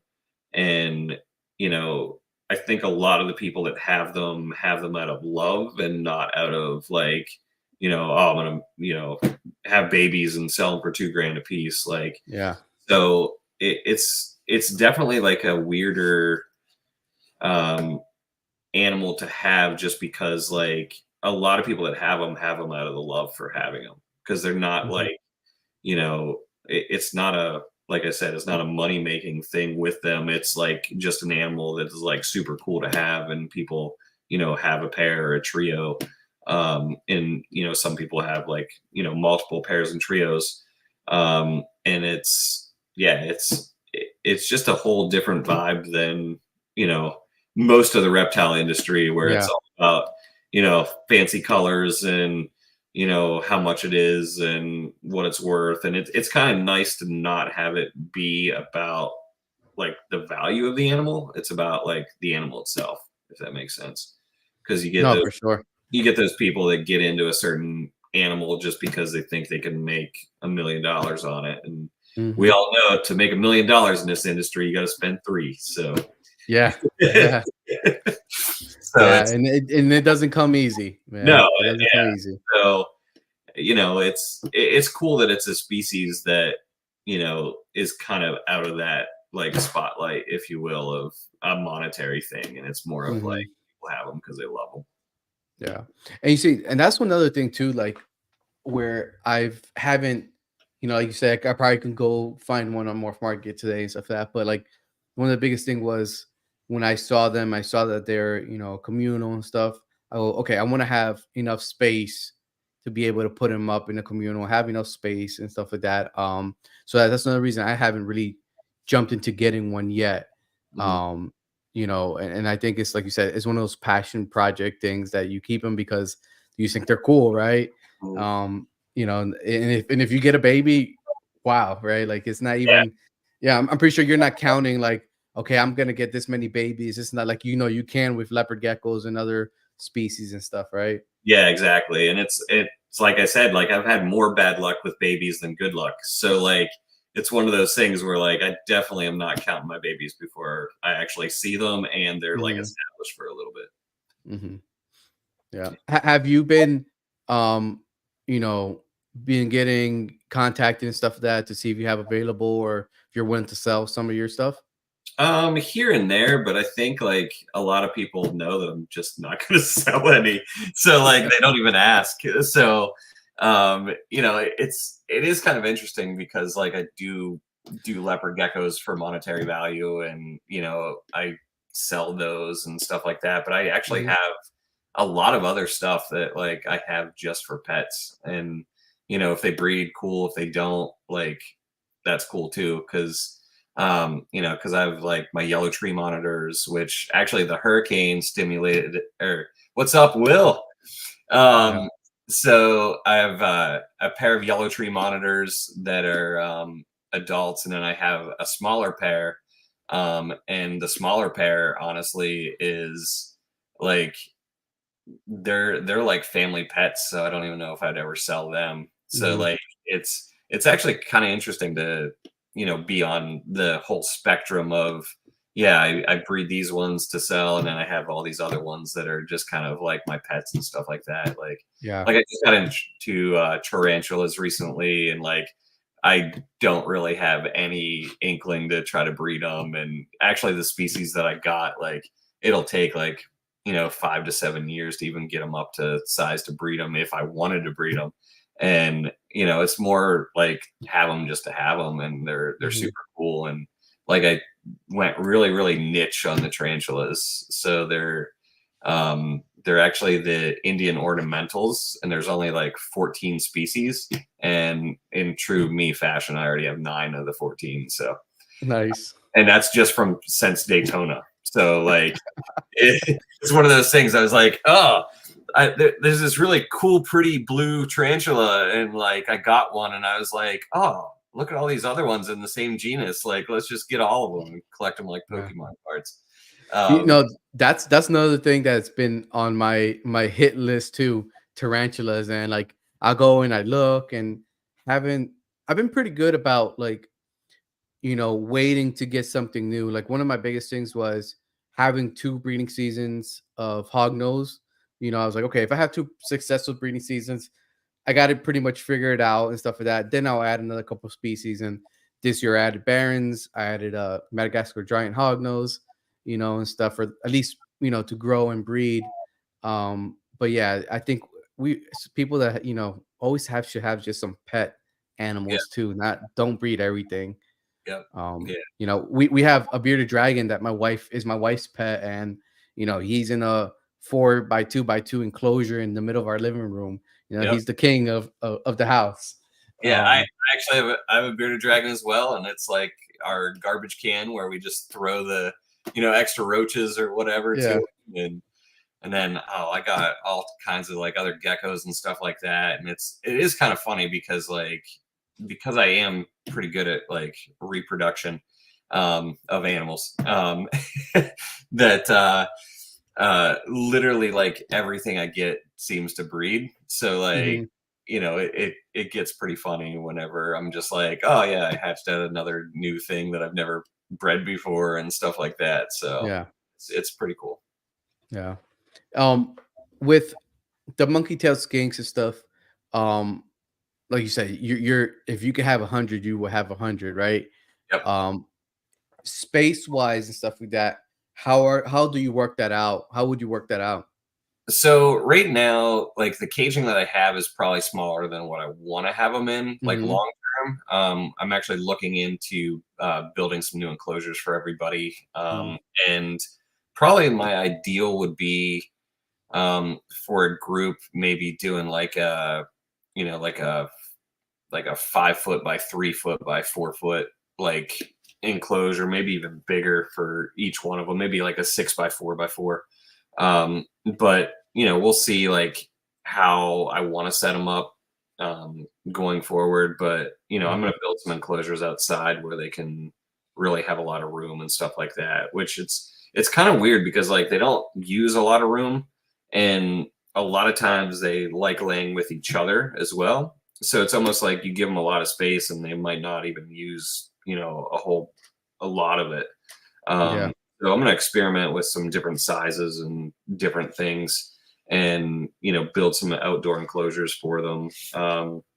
The place that I'm in now, there's definitely a pretty good sized backyard that's fenced in, and I've even thought about doing some other species outside that most people probably wouldn't think of doing. Hmm. um, I really appreciate what Ron St. Pierre does outside, and he's kind of the man whenever it comes to stuff like that. And I just think it's a really cool approach to be able to keep stuff a little bit more naturalistic outside, and use the environment around you to really keep them a lot better, actually. Yeah. Yeah. And with the high heat of the summer, do you have any issues with them and stuff like that? Or they're So pretty. where I keep them at, there's actually like I have this huge lanai, and then there's like a covered part of the lanai that actually has like a fan in there and everything. Mhm. So they're actually shaded most of the time, and it doesn't get super super hot underneath there. And then I have an automatic misting system hooked up for them, that I can turn that on. One of the things that Ron St. Pierre like kind of said that really like kind of stuck to me was like, as long as you can spray them down like around 2-3 o'clock, that'll actually kind of like reset their whole body, Mm. and it kind of cools them off, and then they'll be good for the rest of the day. Do like a good spray down like in the middle of the hottest part of the day, and then you'll be all right. And that's what I was doing with mine, and they seem to really enjoy that. Gets them really good and hydrated. And that's also why like I have a super simplistic setup right now, is so that I can do that kind of thing. Like there's no bedding in any of the cages, just because like, one, they're arboreal, so they don't really need it, and two, it's Mhm. just easier to clean and hose out, and to keep them a little bit like, if it was all mulch and stuff like that, it would be a lot harder to clean and keep them. um, Yeah. it would take a lot more time and stuff like that too. So Yeah. that helps with like the simplisticness of it, actually helps with a lot of that. Okay. Yeah. And when they lay or they give birth, do they create like a little nesting area? Or how does that work with them? I don't believe so. And it usually happens at night, and you'll kind of walk Mhm. in, and there'll be a baby in there. And you can tell because like the mom is just pissed. Like you can't Yeah. get anywhere near the baby. Like she will try to kill you. And even that one that gave me the stillborn, it's still like super pissy towards me. Like if Mhm. I go near the cage, it's trying to like lunge at me and stuff like that. And it almost is like it doesn't realize that the baby's not even in there. Mhm. It's still just trying to protect its little territory. So that's another thing that's pretty crazy about them is, they're highly maternal. Even the dad will come after you. Like they know that there's a baby, Mhm, and they mhm. protect it. So, like in the group, once the baby is born, stuff like that, was there any change of dynamics? Like, like some certain species of animals, um, don't get along with the young if it's not their young.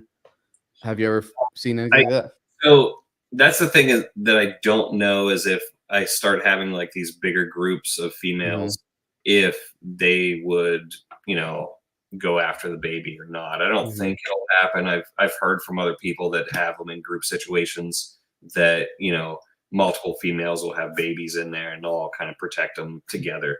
The biggest thing that you don't want to do is like startle them whenever they're near a baby because they might try to like just bite at something and they could unintentionally bite the baby and kill it.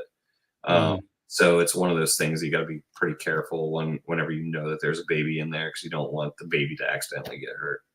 Yeah. Okay. Anything with the monkey tail skinks that you know maybe we didn't cover tonight, or that so people should know if they're thinking about getting them. Definitely, if you're thinking about getting them, definitely know the social aspect of it and try to Hmm. get multiple at a time, which like right now is like super super hard to do. And also know that like adults trying to put adults together could be, hard to do if not impossible. So it's one of those things that unfortunately it is a hard situation to try to get a little group together at this point just because they are not super available. And it'd be nice that if a lot of those ones that were imported start having babies in the next few years, Yeah. a little bit easier to get some, but yeah, they're hard to get for sure. And it's and to get multiple is even tougher, especially if you want to get like a pair, a 1.2. Gotcha. I was looking at I was just, I'm going over to your Facebook, like seeing this picture. Let me share here the screen with them chowing down all together. Is this one of the groups that you have all together, or was this Yep. just them? That's Okay. that's one of the groups that's together, and yeah, they literally all crowd around the food bowl, and they don't try to bite at each other or anything like that. They just Hmm. all wolf down all the food basically. How's because it seems like it's like a medley of veggies and stuff like that. Um, Yep. how much work does it take to like prepare this stuff for them? Um, it doesn't really take a whole lot of work. I have like a little Mhm. food processor that I just chop it all up in. Yeah, cube Gotcha. pieces. Yeah, So man. it's not super hard, I don't think. I mean, Okay. it's all kind of relative. I Yeah.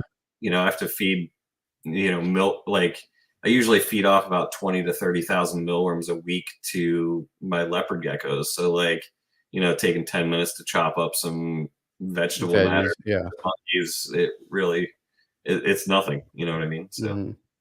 And are they daily feeders? no, so I feed mine like probably about 3 times a week, and Okay. that's all they need. Yeah. Actually, towards the end of that, if you go back, Yeah. on the bottom, those videos with the carrot, one of them is it snapping a carrot in half I think it might be this one. and just Oh literally yeah. bites it right off. Like that's some impressive jaw power, and that's not even an adult. That's a young one. So Yeah. That's definitely a figure that can be gone there. yeah, yeah, that's impressive, is what that is. Um, it's really cool, man. All the information that you have that you've gathered so much and sharing and stuff, that's really really cool. Oh, this is one of the cool ones. um you know did you take it, were you able to take it to like work or stuff like that, or did you take it to a Yeah. vet to get an x-ray? So I actually worked at a vet treatment facility whenever I Hmm. took that, and we took a picture of her, and there was definitely that little area right there. So that Yeah. was, I think that was taken in like May, and then she September is it here? Oh, but you no, maybe you that's just posted it. Yeah. whenever I uploaded it. Yeah.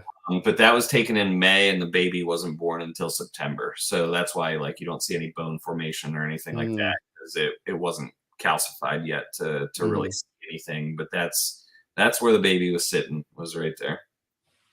Really cool, man. Yeah, I'm like I said, I'm looking forward to one day getting one of these. Getting a tree or wherever I could find.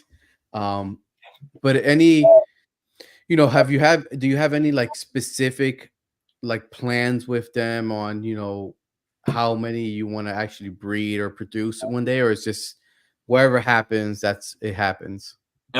Pretty much like whatever happens, happens. Because like I said, like, I haven't Hmm. had super huge success with any of it. Hmm. So, could I produce 20 in a year? Yeah, I have the capability of it, but I don't Hmm. know if that's an actual thing that can happen. Hmm. Um, because like I said, I've had such like interesting luck with what I've done so far that like, you know, if could it happen that I have 20 babies? Yes, but will it happen? Probably not. So it's one of those things where I'll kind of cross that bridge whenever I get to it. Hmm. Cool, man.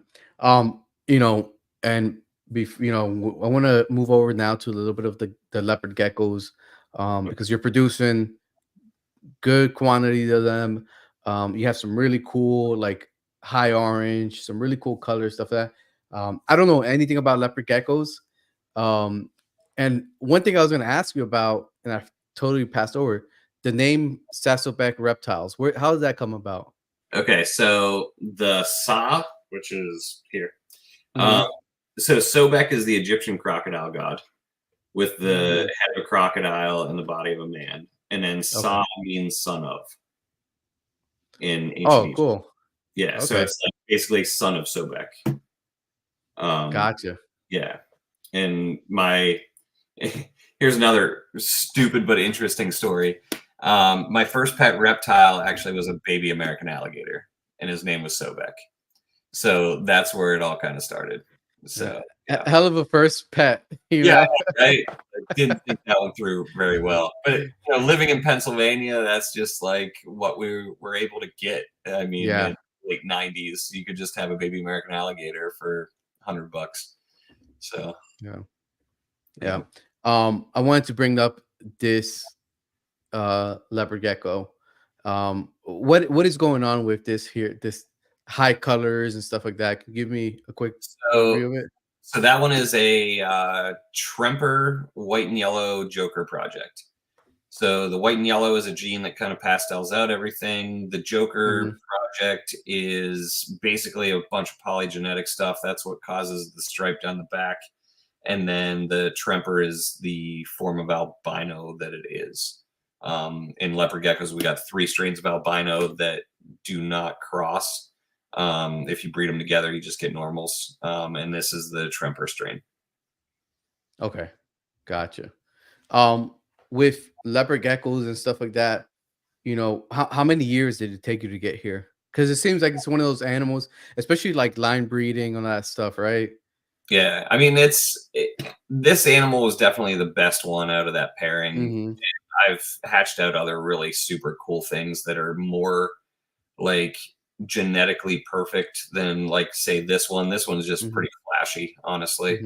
Hmm. Which it probably could be reproducible from it and its parents, but this is definitely one of the crazier ones that was produced out of that pairing for sure.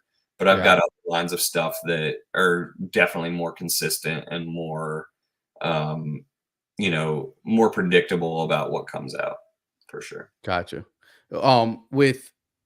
With leopard gecko, there's a lot of line breeding, right? Mhm. Do you prefer line breeding or like morphs and stuff like that, or a Uh, little bit of both? line breeding for sure. Like I used to do all the morph combinations and stuff like Hmm. that. I think I tried to figure it out one time, like how many first of their kinds in the world that I produced. And I probably have done like 80% of the first of their kinds in the world in leopard geckos throughout the years. So Wow. it's a huge number. Yeah. That, and a lot of it is like hitting, combinations with like three recessives and a dominant and Mm-hmm. and it's one of those things where you have a lot of byproduct whenever you do that. And I just got to the point where like it didn't excite me anymore. And Mm-hmm. the polygenetic stuff is really what excites me and kind of keeps me going. And a lot of the stuff that I work on right now is actually from like this male that I have on my logo. Yeah. Um, and literally a lot of the stuff that I produce now is all, grandchildren of and great grandchildren of this guy that, I've just taken in different directions and, made almost different projects out of different crosses and stuff like that. Yeah. Like, and I'm just going through your face because you have a lot of like pictures on your Facebook, like this animal here, another stunning color and stuff. The coloration, is it a morph or also line bred traits? So this is a couple different things. Like the Mhm. yellow coloration is more of a normal like coloration. Um, Okay. the dark on the sides. So this is like a firebolt or a firebolt cross, and basically it's trying to get more color onto a bold stripe, which a bold stripe would have, those black markings on the sides. Hmm. Um, if you can go onto Instagram, Yeah. um, there's definitely like if you go to the reels, there's some crazy like reels of a bunch of different stuff. Yeah. Like If you see something, let me. that one that has 843. There's a bunch of different mutations in that one. Um, 843, you said? yeah, like Okay. I This mean, one? go to your left and down, Okay. and Okay. then This one. yeah. Yeah.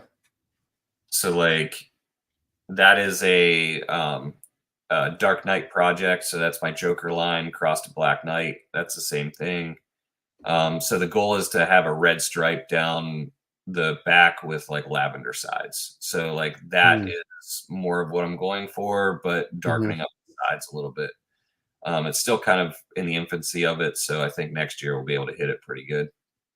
Gotcha. And the Dark Knight is a line bred trait? It's actually a combination of the Joker project and the Black Knight. So Okay. crossing the two right off the bat, you get babies that are almost normal, and then whenever you cross Hmm. those babies back together, you get animals that are visually showing both, basically. But Okay. it's super polygenetic, so you might get 1 out of 20 that are super cool looking, and then Hmm. um got those really cool looking ones, and now we're like kind of refining it from there. Hmm. But So then there's with leopard geckos, because I know with hognose, um, it's not ideal to do what's it called? Like siblings or parents back to offspring. In leopard geckos, can you do that and be more forgiving? yeah, it's one of those things that definitely more forgiving whenever it Hmm. comes to that kind of thing.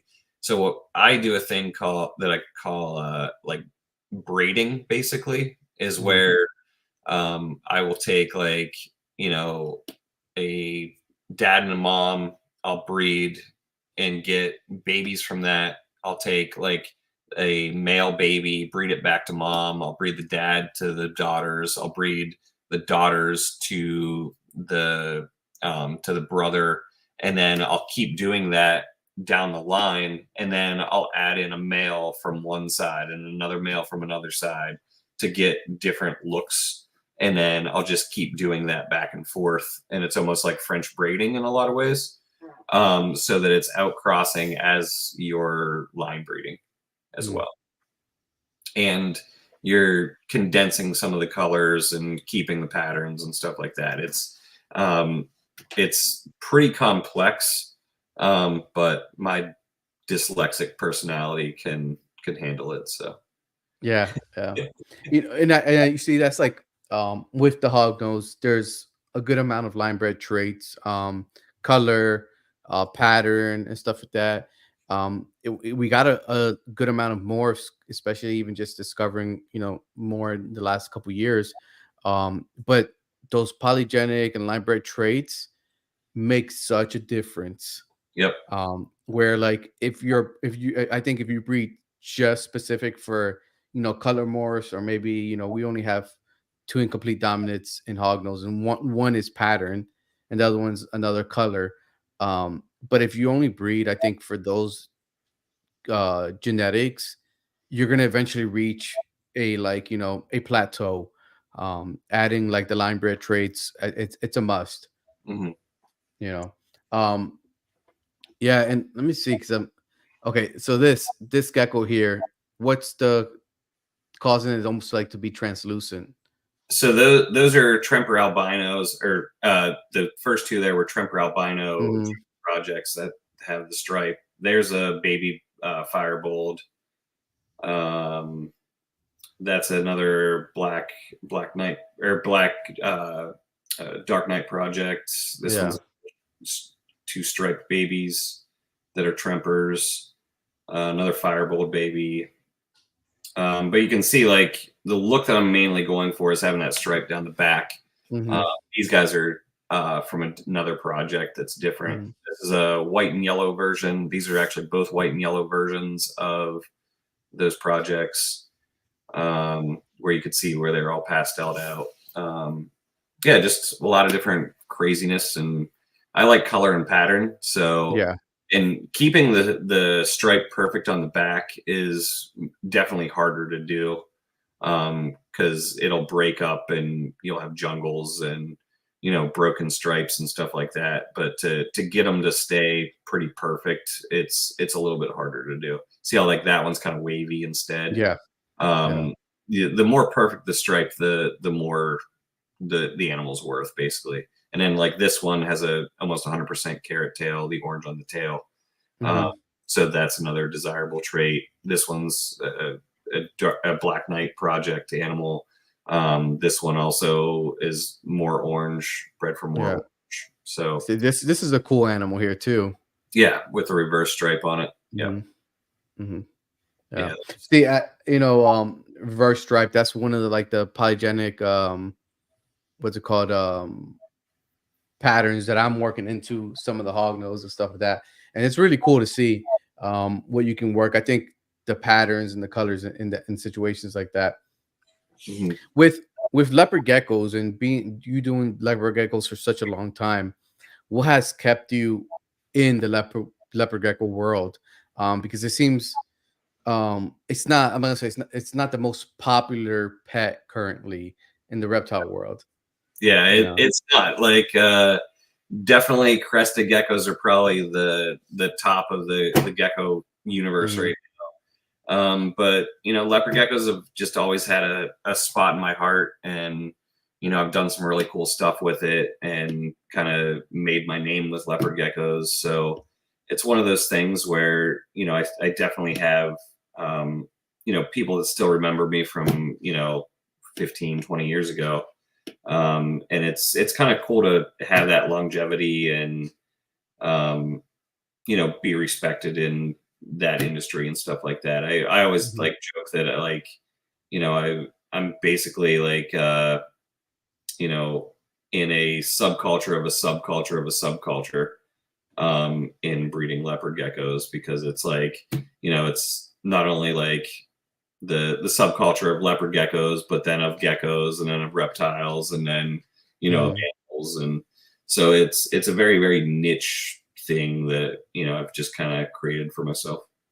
Yeah. And with producing the amount of leopard geckos you do, how are you handling with like, selling and all that stuff? I mean, right now, like sales are definitely slow. Hmm. It's been like that for probably the last 2 years, Hmm. where the market's soft. A lot of people, and that's largely in part to the economy, and people don't have a lot of extra money to just go be blowing on reptiles. Yeah. So it's definitely a buyer's market right now, because a lot of people are going to be getting out, and I'm sure that you've seen that in the past year, like people getting out. And Yeah. it's one of those things that breeders that can withstand the ebbs and flows of all of this are the ones that are going to be around for a long time. Hmm. And right now is just like one of those downward, or it's probably leveled out as far as down as it's going to be, but there is going to be an upswing, and it's just when is it going to happen, and are people going to be ready for it whenever it does happen? Yeah. Yeah, because that's a good point you make, because like there's an upswing, but if you're not ready, you can miss it, right?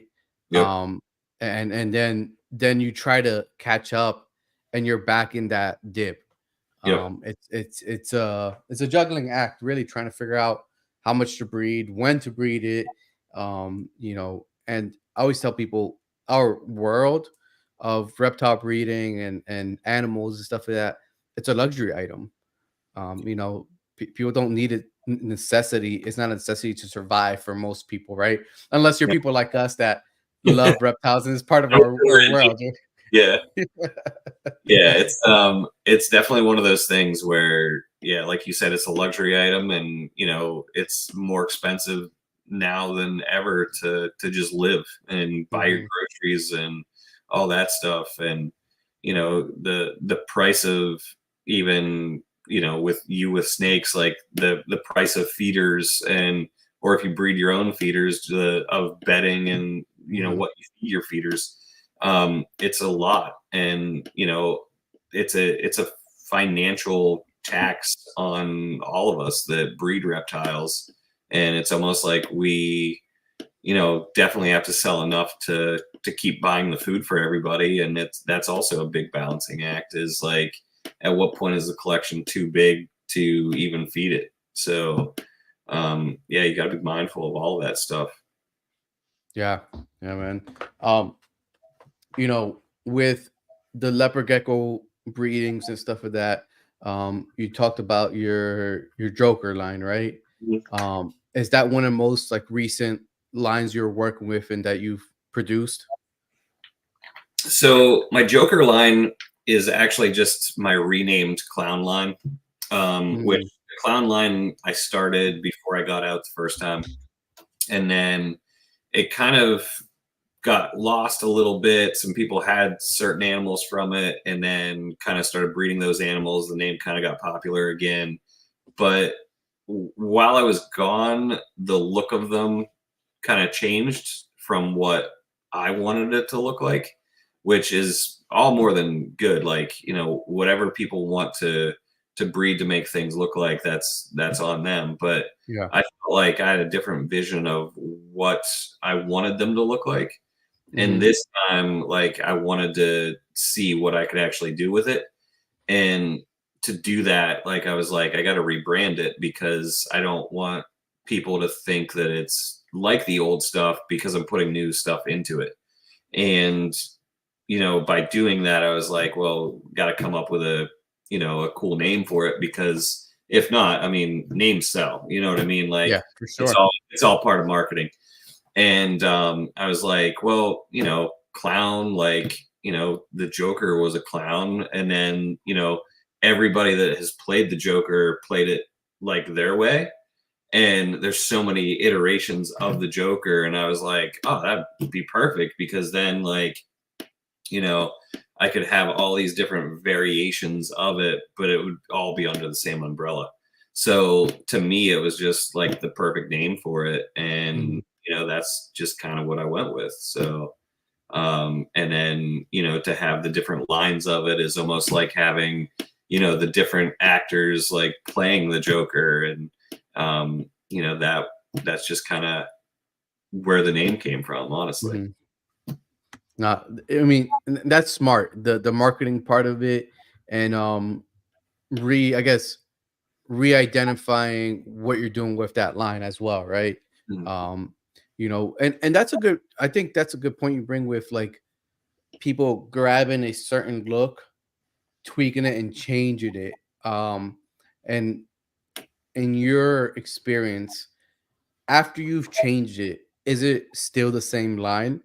Is it still the same? And that's the thing, is like, you might have used some animals, and actually in the leopard gecko industry, like, Mhm, it gets real touchy, because like people throw around names to try to sell stuff, right? mhm, So like, it might be like, let's say a certain line of tangerine, but then you breed it with like something that isn't that line of tangerine and still calling it the other line of tangerine, even though it's a Hmm. cross. So it it starts to like get watered down, but people still use the name because the name is what helps sell it. So Correct. it's one of those weird things where there's a lot of like purists in every single area of it, especially in polygenetics, and I'm sure there is in hognose too, where Hmm. like the people will do a cross and then try to sell it as like the most popular one, and Correct. Yep. Yep. it just kind of waters it down, and it doesn't look the way it was meant to look, or the original animals looked. And that's with my clown project, like I was still working on it whenever I got out, so it never materialized into what I wanted it to look like. And I kept this animal that's on my shirt is actually the one that I kept through all these years, even whenever I wasn't breeding. And I was like, one day I'll like, and he's 10 years old now. And literally, I think two years ago, I bred him to like 40 or 50 females, like one male. And he produced like 400 or 500 offspring. Oh, wow. So that is like where a lot of, the base of a lot of this weird, crazy colored looking stuff comes from, is him being outcrossed to different things and then breeding those animals back together. And, like he's produced super cool animals. Like he doesn't look as crazy as he used to because he's older, but like, Mhm. he's genetically, he is just an amazing animal. And now like that's, to me, that's anything that's Joker project can be traced back to him. And that's just kind of how that is. Gotcha. Yeah. And then with that Joker project or any other projects, are you working anything else within the leopard geckos? I kind of reinvented my like G project, which was one of the original projects that I had that just had Hmm. like a lot of carrot tail to it. I call this one the G2 project, but it's still trying to make that same look, but it's with different animals, like kind of reverse engineered it a little bit.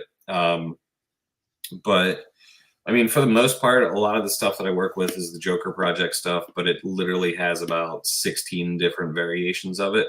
And then trying to perfect all those variations and then trying to cross those to make even more variation. So, literally calling it Joker project is like the most generic form of what to call it that I can.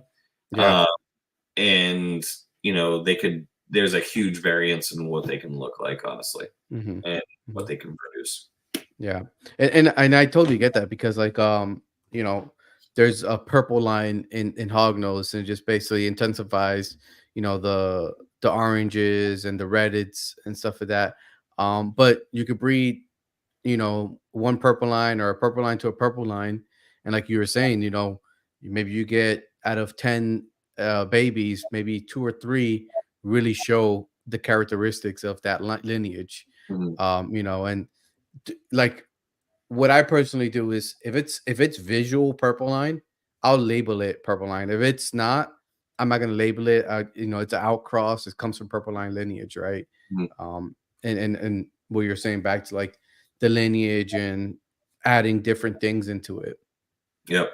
And I'm sure you see this in hognose too. Like if you buy a low quality or a low expression of an animal and then breed it to another low expression, you're not going to get a crazy expression of it. You know what I mean? Correct. And I think that's what a lot of people do is they'll buy like a low end one and breed Hmm. it to another low end one and then call it that that line or that project. Hmm. And it still doesn't look like one of the high end ones. You know what I mean? Like, but it still has the name attached to it, if that makes sense. So Yeah. at the end of the day, it's all about what the animal looks like. And I think more people put more stock in what it's named than what it looks like. You know what I mean? And Hmm. at the end of the day, like the coolest looking ones are the ones that are going to produce more cool looking ones. For sure. For No matter sure. what name you put on it, like Yeah. you can call it a big pile of poo, and like if it produces fire, it produces fire. Like, Yeah, man. it doesn't matter what Yep. name's on. Yeah. And then sometimes, like, sometimes the simple, a very simple look can, over time could become much more, and it's just taking the time. I think that's with you're saying with your original male that you have and be able to put it to all these females. You're in a good position because how many people have maybe the size of your collection where they got this really good looking male or female, especially a male, because you can put multiple males to females. I mean, one male to multiple females. Um, you know, where like one thing I have asked other hognose breeders I've had on is what would you start a lineage project with? Like, what would be the ratio, male to female ratio? Oh, it all depends because I've got projects that are 2 animals, and I've got projects that like have a lot more animals in them, and it really all depends on, how many cool babies from a particular pair that I got, or Mhm. and there's other stuff too where like I'll go down the road of a project and then it just doesn't work out or it doesn't produce cool babies, and then I'll just toss it. You know what I mean? Mhm. Or I shouldn't say toss it. I would sell it off. Yeah, you just want to, yeah, It's not like I just throw them in the garbage can or anything. yeah. But it's all about experimentation and figuring out, because you could have 2 animals that don't look like much at all produce something super crazy, and without trying those different combinations, you never would have known that it would have done anything. Hmm. Hmm. So like I keep an interesting way of record keeping, and a lot of it is in my head, and it's one of those things where like I kind of started doing it from the beginning, where it was like if anybody ever tried to rob me or something like that, they would have no clue what the genetics were, so it would be like worthless. So it's really weird how a lot of it is in my head, and I can just go by little simple marks on tubs, and Hmm. it's all a genetic code that only I know. So that like it kind of renders everything worthless if you don't know the code. So Gotcha. there's a secret code to the madness. Yeah, that's cool, man. We're getting over to the 2 hour mark. First I want to thank you for, spending time with us tonight, sharing all your experience, especially with the monkey tails and a little bit of the leopard gecko. Definitely have to bring you on to do a leopard gecko episode because it seems like there's a rabbit hole we can go down there. Oh yeah, there's With a the lot of hours in there of that. with the leopard geckos. Before we, end the night and say goodbye to everybody, how can everybody find you? What's your best mode of communication if somebody wants to reach out to you? So I have 2 Instagrams. One is kind of like my personal one, but it's open to the public, where they can see what I do in my crazy life that I have, which is pretty ridiculous. And then the other one is just like the leopard geckos. You can follow me on Facebook at SaSobek Reptiles. That's the business page. I don't accept like I have a personal Facebook that I don't accept Mhm. like people's friends and stuff like that, because I keep Yeah. that really kind of private. Yeah. But I do have a business page. I've got YouTube that I don't post anymore, but I used to. That's another thing that we could talk about, my old influencer days. Um, Yeah. but yeah, and then that's pretty much the best places to hit me up. Probably Instagram on the SaSobek page is the easiest way to get a hold of me. Okay. Yeah. And guys, anybody's watching, his links in the description below, his link tree where everything's at. Want to bring this up this comment down below. Seeing you back in Brian's channel with the G project back Yeah. in the day. Yep. And once I was looking into the SaSobek reptiles and stuff like that, I saw, I think your first video on YouTube was 15 years ago. Wow. Yeah. Oh, And 15. the funniest thing in this world of influencers and making money on it and stuff like that, Like I have millions of views and I have never got a single penny from YouTube because I never monetized. Really? Yeah. So Really? it's crazy, but like I didn't monetize myself until like a year or two. I tried monetizing myself and I was able to do it because back whenever I was doing it, there wasn't like the partner program yet. Mm-hmm. So like it was just kind of like me and Brian like making videos just to kind of show off what we did. Yeah. And he finally like got into all that and started making money off of it. And I just never did. I just never monetized myself. So I never got any money for any of it, which is perfectly fine with me because like honestly for me it was about putting out the information and kind of it was a marketing tool in a lot of Yeah. ways as well. Mm-hmm. So like it did well and like after moving down here to Florida, like a lot of people came up to me at shows and being like, dude, I used to watch you whenever I was like 10. I'm like, shit, I'm old. Like, but it was really cool to be like, Yeah. to have people come up to me and be like, you're what got me into breeding reptiles. And, now they're breeders that have their own logos and businesses and stuff like that. So that to me, that's really cool. And that's the stuff that like, could never have a value, you know what I mean? Yeah. Because like it's just stuff that is worth more than any Yeah. monetary value at all. So Yeah. like to me that was super cool. Yeah, the positive impact in the world that you make, it makes a big difference other than like you're saying that monetary value. Yeah. It's funny because we were just before the show, we sit down and eating dinner, and I was just my wife was asking me, "Oh, you gonna have on the podcast?" And I mentioned like, he used to do you still I think your last video was like 6 months ago, so you're still doing YouTube, Kind you of know, not like a kind of. but yeah. Yeah, but I said, it's like 15 years ago he really was doing it, and my youngest daughter says, "I wasn't even born. My older sister wasn't even born by then," you know. Yeah, for sure.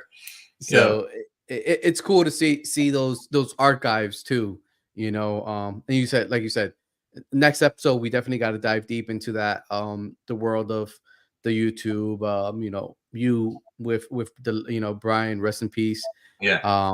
and then your leopard gecko stuff like that, because that's where your early years in YouTube, it was leopard gecko stuff. Yeah. So definitely got to dive deep into that. Thank you again. Anybody that's watching, make sure you guys subscribe, hit the like button. Listen to us on Spotify and any other podcasting platforms. And thank you guys for joining in tonight. Any last words, Matt? Just do it for the love of it. Don't ever do anything for, thinking that you're going to make millions or anything like that. Do it for the love of keeping animals and, and do the best you can for your animals. And that's, all anybody can ever ask of you is, they don't have a choice to be in our captive care. So we got to take care of them as best as we can. Very true. Very true. All right. Good night, everybody, and we'll see you guys on the next one.